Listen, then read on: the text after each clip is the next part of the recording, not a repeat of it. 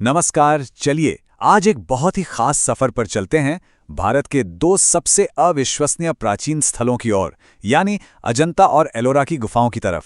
और ये सफर हम देखेंगे निशा नाम की एक नौजवान यात्री की नज़रों से, जिसकी उत्सुकता हमें इन चट्टानी अजूबों के दिल तक ले जाएगी।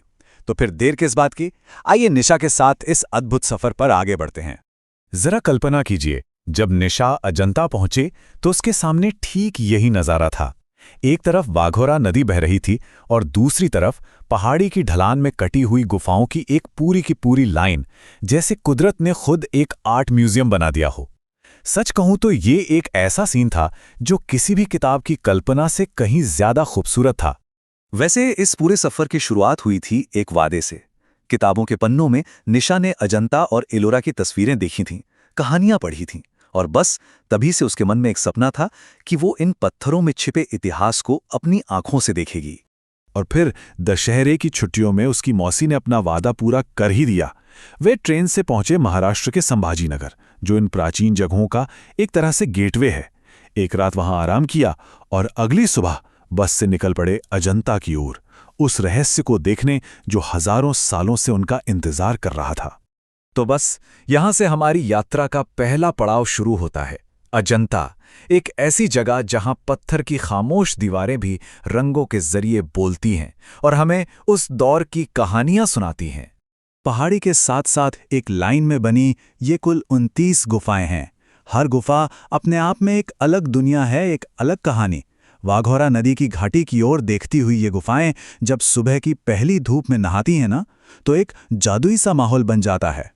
और जैसे ही निशा और उसकी मौसी ने गुफाओं के अंदर कदम रखा, उन्होंने देखा कि दीवारें तो जैसे बोल रही थीं।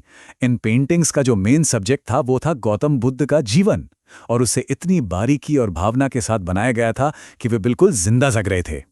लेकिन ये सिर्फ धार्मिक चित्र नहीं थे।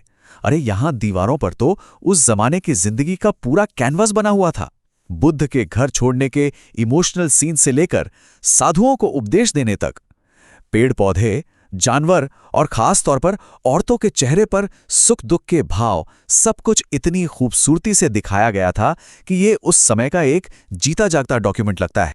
इस कला को देखकर निशा के मुंह से तो बस एक ही शब्द निकला, वाह। उसे ऐसा लगा जैसे ये तस्वीरें अभी बोल पड़ेंगी। हाथों के इशारे, आंखों के भाव, चेहरे की लकीरें, हर एक डिटेल कमाल की थी। लेकिन सबसे ज्यादा हैरान करने वाली बात जानते हैं क्या है? ये गुफाएं और ये चित्र लगभग 2000 साल पुराने हैं। 2000 साल! सोचकर भी तो यकीन नहीं होता। यही सवाल निशा के मन में भी गूंज रहा था, और यही तो अजंता का सबसे बड़ा रहस्य है। सदियां बीत गईं, लेकिन इन पेंटिंग्स के रंग फीके क्यों नहीं पड़े? आखिर क्या राज था उन पुराने कलाकारों के पास? और इसका जवाब जानते हैं कहाँ छिपा है? खुद प्रकृति में।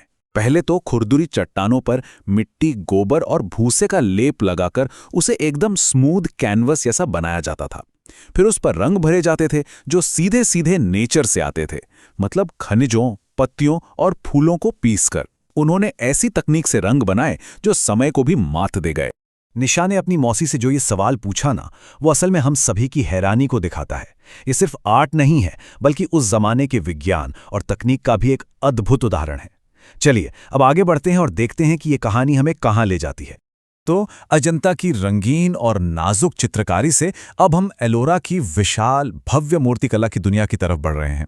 जहां अजंता दीवारों पर कहानियां कहती है, वहीं एलोरा तो पहाड़ों को ही कहानी बना देती है। हमारी यात्रा का दूसरा पड़ाव है एलोरा, जो अजंता से काफी अलग है। यहाँ का जो मुख्य आकर्षण है वो पेंटिंग्स नहीं, बल्कि आर्किटेक्चर है। यहाँ पूरे के पूरे मंदिर पहाड़ों को काट कर बनाए गए हैं। और जो बात एलोरा को वाकई में अनोखा बनाती है, वो है यहाँ का धार्मिक संगम। सोचिए, यहाँ बौद्ध, हिंदू और जैन तीनों धर्मों से जुड़ी गुफाएं और मंदिर एक साथ मौजूद हैं। ये उस समय की सहनशीलता और कलात्मक एकता का एक शानदार प्रतीक है। इस बात को जरा ठीक से समझिए, ये मंदिर ईंट या पत्थर जोड़कर नहीं बनाए गए, बल्कि एक पूरे पहाड़ को ऊपर से नीचे तक तराश कर इन बड़ी बड़ी इमारतों को बनाया गया। ये कारीगरी तो कल्पना से भी परे हैं। और इसी अविश्वसनीय तकनीक का सबसे शानदार उदाहरण है एलोरा का ताज, यानी कैलाश मंदिर। इसे दुनिया के सबसे बड़े आर्किटेक्चरल चमत्कारों में से एक माना जाता है। जरा इसे देखिए। कैलाश मंदिर दुनिया की सबसे बड़ी सिंगल रॉक संरचना है। इसे इमारत कहना भी सही नहीं होगा, यह असल में एक बहुत बड़ी मूर्ति है। इसका आंगन, इसके हॉल, इसकी मंजिलें, सब कुछ एक ही विशाल पत्थर को तराश कर बनाया गया है। तो सवाल उठता है कि आखिर इसे बनाया कैसे गया। तरीका नॉर्मल कंस्ट्रक्शन से बिल्कुल उल्टा था। कारीगरों ने सिर्फ छीनी और हथौड़े जैसे औजारों से पहाड़ की चोटी से काम शुरू किया और धीरे धीरे नीचे की ओर तराशते गए, जब तक कि ये कई मंजिलों वाला मंदिर उसी चट्टान से बाहर नहीं निकाल आया। कमाल है।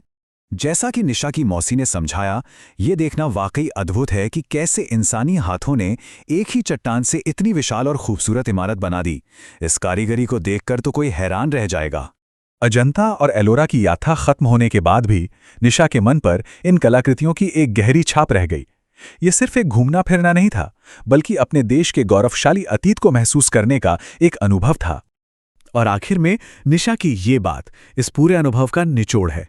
ये गर्व की बात है कि हजारों साल पहले हमारे पूर्वजों के पास ऐसी कलात्मक और तकनीकी समझ थी। ये गुफाएं सिर्फ पत्थर नहीं, बल्कि हमारी विरासत और हमारी पहचान का प्रतीक हैं।